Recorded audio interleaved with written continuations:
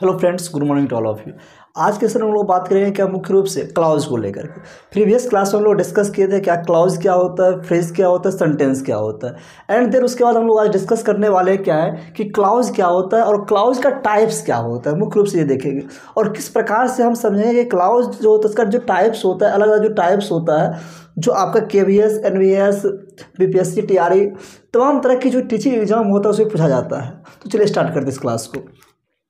सबसे पहले समझते हैं कि क्लाउज, अगर क्लाउज की बात प्रीवियस क्लास में हम लोग डिस्कस किए थे, जो जब भी हम क्लाउज की बात करते हैं उसमें हमेशा एक सब्जेक्ट और एक वर्ब ही होता है। At least one subject and one verb, sorry, बिना एक सब्जेक्ट और एक वर्ब की हम क्लाउज की कल्पना ही नहीं कर सकते, ठीक है ना। तो क्लाउज जब भी होगा एक सब्जेक्ट और एक वर्ब को लेकर अपने साथ हमेशा आएगा। हो सकता है 2 सब्जेक्ट 2 वर्ब, हो सकता है 3 सब्जेक्ट 3 वर्ब, बट लेकिन सब्जेक्ट जितना सब्जेक्ट होगा उतना वर्ब होगा ही होगा। यानी कि विदाउट सब्जेक्ट और विदाउट वर्ब क्लाउज की कल्पना हम लोग नहीं कर सकते हैं। समझे यहाँ तक में? आगे बढ़ते अगर क्लाउज की बात करें हम, तो क्लाउज 2 टाइप्स का होता है, 2 टाइप्स का होता है। एक होता है इंडिपेंडेंट क्लाउज, जिसको हम प्रिंसिपल क्लाउज या मेन क्लाउज के नाम से जानते हैं।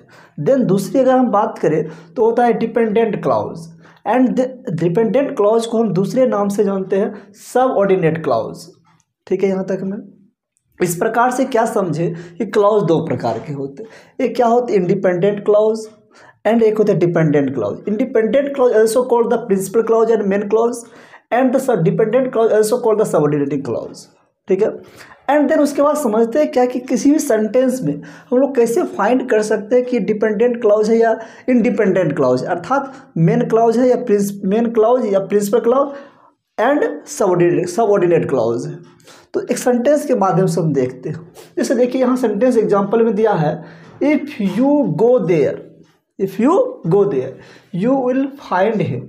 अगर आप वहाँ जाओगे, इफ़ यू गो देयर, अगर आप वहाँ जाते हैं तो यू विल फाइंड हिम, तो आप उसे पाओगे। देन इसमें देखने से क्या लगता है कि आपको इसे फाइंड आउट करना है कि कौन सा प्रिंसिपल क्लाउज है और कौन सा आपका सबऑर्डिनेटिंग क्लाउज है। तो अगर हम बात करें तो प्रिंसिपल क्लाउज कौन होगा, तो प्रिंसिपल क्लाउज वैसे क्लाउज को कहते हैं कि प्रिंसिपल क्लाउज वैसे क्लाउज को कहते हैं जो किसी पर डिपेंडेंट नहीं रहता है, वो फ्री रहता है। अर्थात वो सिंगल भी अगर सेंटेंस में अगर आ जाए तो क्या है कि उसके बिना सेंटेंस पे किसी प्रकार का कोई असर पड़ने वाला नहीं है। जैसे देखिए यहाँ पे लिखा हुआ है यू विल फाइंड हिम, तो यहाँ पे सब्जेक्ट यू देख रहे हैं एंड विल क्या देख रहे हैं कि वर्ब है।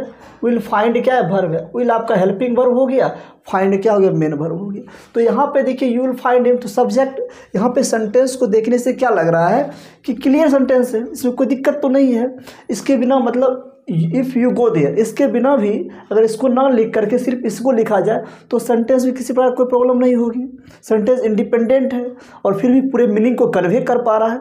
तो वैसे सेंटेंस, वैसे क्लाउज जो विदाउट किसी अदर सब्जेक्ट अदर सेंटेंस के हेल्प से पूरे मीनिंग को कन्वे कर देता है, उसे हम लोग क्या कहते हैं, प्रिंसिपल क्लाउज या मेन क्लाउज कहते हैं।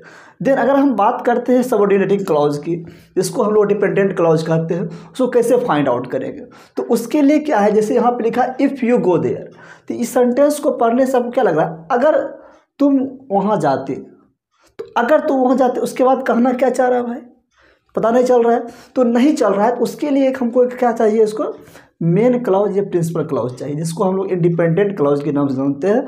तब जाकर ये सेंटेंस क्या करेगा, पूरा मीनिंग कन्वे कर पाएगा। समझे? तो अब हम समझते हैं क्या है कि किसी भी सेंटेंस में किस प्रकार से हम फाइंड आउट करेंगे कि सबऑर्डिनेटिंग क्लाउज है। उसके लिए कुछ वर्ड आपको ध्यान रखना पड़ेगा। उस वर्ड जैसे सेंटेंस में आता है वहाँ से, तो उस वर्ड के आगे जहाँ तक जो वर्ड सेंटेंस लिखा है उसके बाद जो कोमा है, तो वहाँ तक की जो सेंटेंस जो आपका क्लाउज होता है वो क्लाउज कहलाता है आपका सबऑर्डिनेटिंग क्लाउज या डिपेंडेंट क्लाउज कहलाता है, ठीक। जैसे आपका वर्ड रहेगा as soon as, as long as if, as when, हूँ, विभिन्न तरह के जो भी वर्ड आप देख रहे हैं, ये सभी वर्ड क्या हो रहेगा, आपका दिया हुआ रहेगा। और यहाँ इस वर्ड के बाद कोई भी सेंटेंस अगर शुरू होता है, कोई भी क्लाउज शुरू होता है, तो वही क्लाउज कहलाता है आपका डिपेंडेंट क्लाउज या सबऑर्डिनेटिंग क्लाउज कहलाता है। पहचानने का एक शॉर्टकट ट्रिक एक तरह से समझ सकते हैं आप, इस वर्ड से आप पहचान सकते हैं कि क्लाउज क्या है, डिपेंडेंट क्लाउज है या सबऑर्डिनेटिंग क्लाउज है। और दूसरे अर्थ में अगर समझिएगा तो क्या समझ सकते हैं कि पूरे मीनिंग को अपने अकेला नहीं, सिर्फ अगर हाउ के बाद अगर कोई सेंटेंस लिखा हुआ है तो वो क्या करेगा, अपने आप में पूरे मीनिंग को कन्वे नहीं कर पाएगा, तो डिपेंडेंट या सबऑर्डिनेटिंग क्लॉज कहलाएगा। जो पूरे मीनिंग को कन्वे कर देगा वो इंडिपेंडेंट क्लॉज कहलाएगा। जैसे देखिए, your pen is better than mine, तो योर पेन इज बेटर, तो यहाँ पर देखिए योर पेन एक सब्जेक्ट हो गया, इज क्या हो गया, वर्ब हो गया, अब बेटर क्या है, अच्छा, ठीक है ना। तो यहाँ पे मीनिंग कन्वे कर रहा है। बट अगर यहाँ पे देन यहाँ पे लिखा हुआ है, देन के बाद माइन लिखा हुआ है, तो ये जो देन आया है तो ये देन क्या दिखाता है आपको कि देन माइन जो यहाँ पे है एक सब ऑर्डिनेटिंग क्लॉज को दिखाता है। क्योंकि जस्ट आपको हम बताएं यहाँ पे कि देखिएगा देन, जैसे देन के बाद कुछ भी अगर लिखा हुआ है तो सब ऑर्डिनेटिंग क्लॉज में चला जाता है। समझे यहाँ तक में?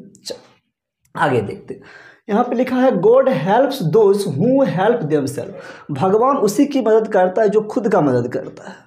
तो यहाँ पे गॉड सब्जेक्ट हो गए, हेल्प वर्ब हो गया, दोज यहाँ पे क्या हो गया, उन लोगों के बारे में बात कर रहा है, तो यहाँ पे subject verb those, God helps those, ठीक है, यहाँ तक भगवान उन्हीं को हेल्प करता है, ठीक है। लेकिन जैसे यहाँ पे हूँ हेल्प्स देमसेल्फ, जो खुद की मदद करता है, तो यह हूँ जो लिखा हुआ है, हूँ के बाद जो वर्ड सेंटेंस आ रहा है ये कहलाएगा आपका सब ऑर्डिनेटिंग क्लॉज कहलाएगा, ठीक है।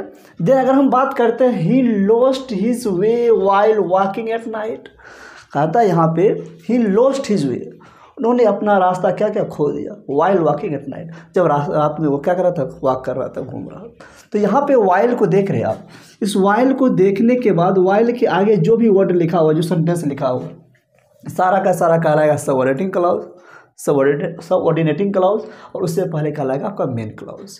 एंड देन उसी प्रकार से लिखा हुआ है he as well as I is to blame, तो यहाँ पे सेंटेंस देखिए हल्का सा ट्रिक क्या है, ट्विस्ट क्या दिया हुआ है, एज वेल एज जो लिखा हुआ है इसमें क्या है कि ही के बारे में बात हो रहा है, आई के बारे में भी बात हो रहा है।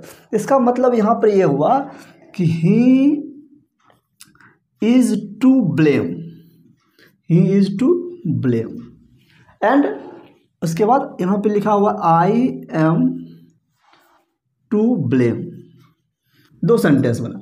अब देखिए दोनों क्या कर रहा है, अपने आप में पूरे मीनिंग कन्वे कर रहा है, इसमें कोई भी सबऑर्डिनेटिंग क्लॉज नहीं है। और आप यहाँ भी देख सकते हैं कि जितना आपको इसमें बताए हैं इसमें एक भी ऐसा नहीं लिखा हुआ एज वेल एज, कहीं लिखा हुआ है, कहीं नहीं दिख रहा होगा आपको, नहीं दिख रहा है। तो जब भी एज वेल एज आ रहा है तो दोनों जो पर्सन है ना, जो दो सब्जेक्ट इंडिपेंडेंटली क्या करते हैं, अपनी बात को कन्वे कर पाती है, इसीलिए दोनों क्या हो जाता है यहाँ पे मेन क्लॉज या प्रिंसिपल क्लॉज कहलाता है, इसको हम लोग इंडिपेंडेंट क्लॉज कहते थे। तो उसके बाद हम लोग समझते हैं कि जो क्लॉज हम लोग समझे इंडिपेंडेंट और डिपेंडेंट क्लॉज समझे, तो डिपेंडेंट क्लॉज को जो हम लोग सबऑर्डिनेटिंग क्लॉज कहते हैं, इसके क्या क्या पार्ट होते हैं और इससे क्या क्या क्वेश्चन पूछा जाता है एग्जाम में, ठीक है, उसको देखते हैं हम लोग।